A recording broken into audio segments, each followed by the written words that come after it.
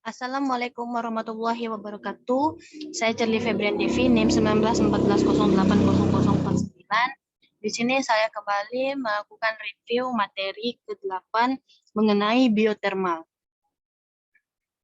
Yang pertama yaitu saya sudah menyiapkan beberapa subtopik. Yang pertama saya akan mereview yaitu aliran energi dalam sistem biologi di alam. Pengertian dari aliran energi adalah rangkaian urutan pemindahan bentuk energi satu ke bentuk energi yang lainnya. Dimulai dari sinar matahari, lalu ke produsen, ke konsumen primer atau herbivora, dan ke konsumen tingkat tinggi yaitu karnivora sampai ke sarproba.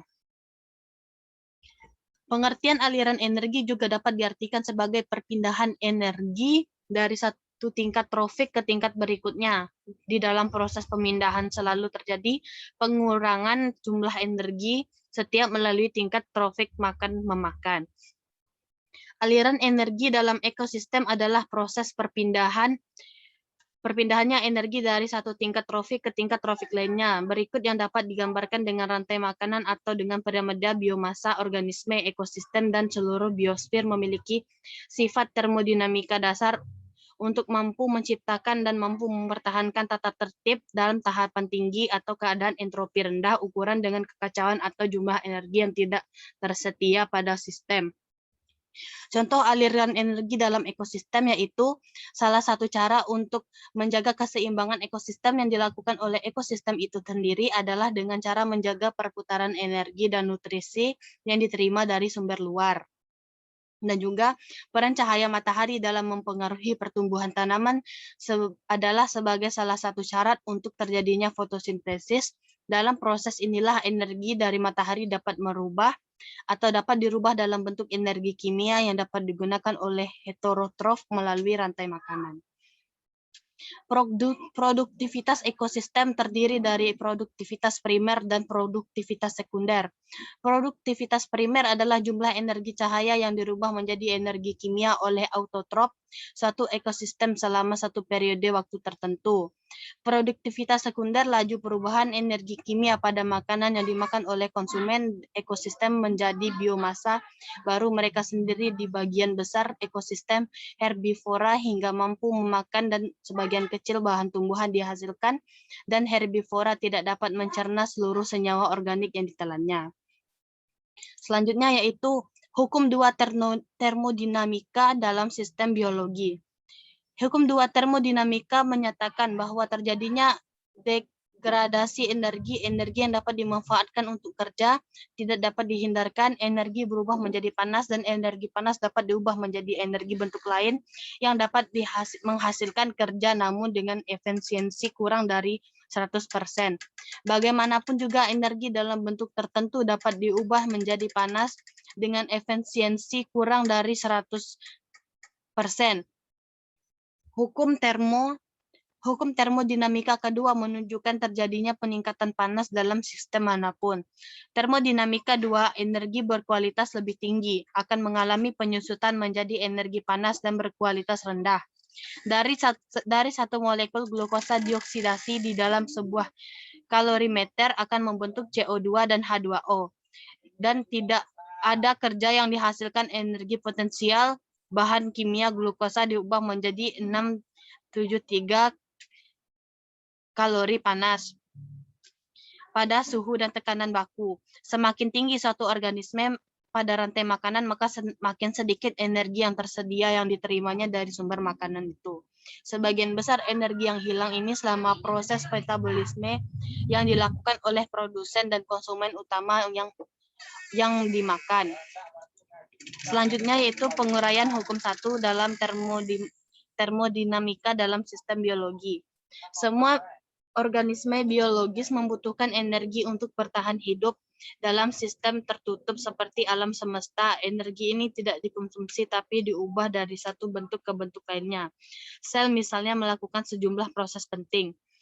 Dalam fotosintesis, energi disuplai oleh matahari. Energi cahaya diserap oleh sel-sel di daun tanaman dan diubah menjadi energi kimia. Energi kimiawi disimpan dalam bentuk glukosa yang digunakan untuk membentuk karbohidrat kompleks yang diperlukan untuk membangun massa tumbuhan. Energi yang di dalam glukosa juga dapat dilepaskan melalui respirasi sel. Proses ini memungkinkan organisme tumbuhan dan hewan untuk mengakses energi yang tersimpan dalam karbohidrat, lipid, dan mikromolekul lainnya melalui produksi ATP.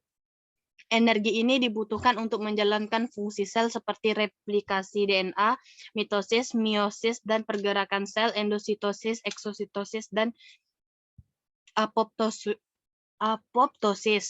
Hukum satu termodinamika menyatakan bahwa total energi di dalam sistem yang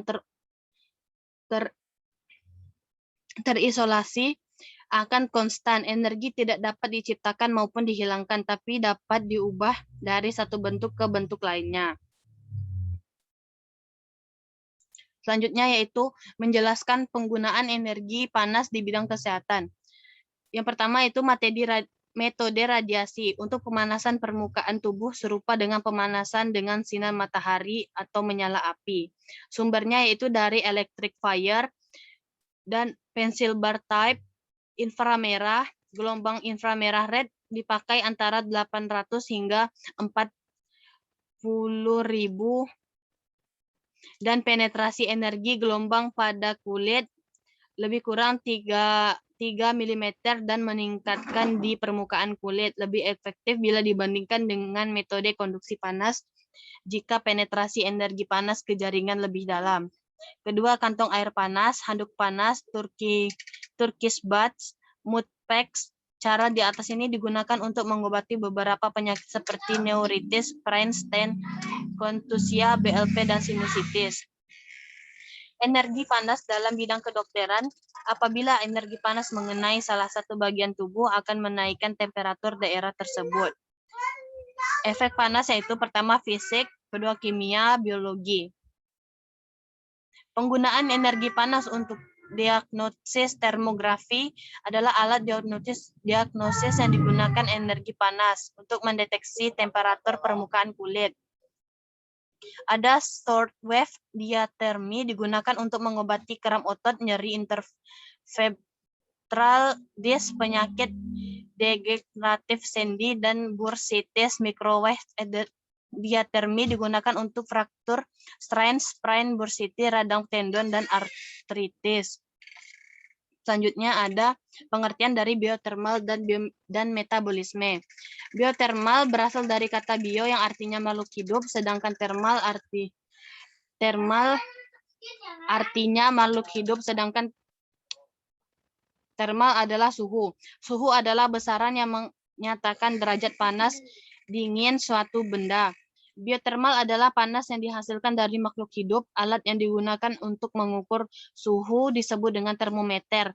Dalam kehidupan sehari-hari, masyarakat dalam mengukur suhu cenderung menggunakan indera peraba. Tapi dengan adanya perkembangan teknologi, maka diciptakanlah termometer untuk mengukur suhu dengan hasil yang lebih valid. Metabolisme adalah sekumpulan reaksi kimia yang terjadi pada tubuh organisme, contohnya pada saat pencernaan. Metabolisme seluler melepaskan energi dari nutrisi yang diperoleh oleh makanan. Biotermal yaitu suatu zat panas yang berasal dari makhluk hidup. Demikianlah penjelasan saya mengenai materi ke-8 yaitu tentang biotermal. Ada salah dan kurangnya saya mohon maaf. Saya tutupi. Wassalamualaikum warahmatullahi wabarakatuh.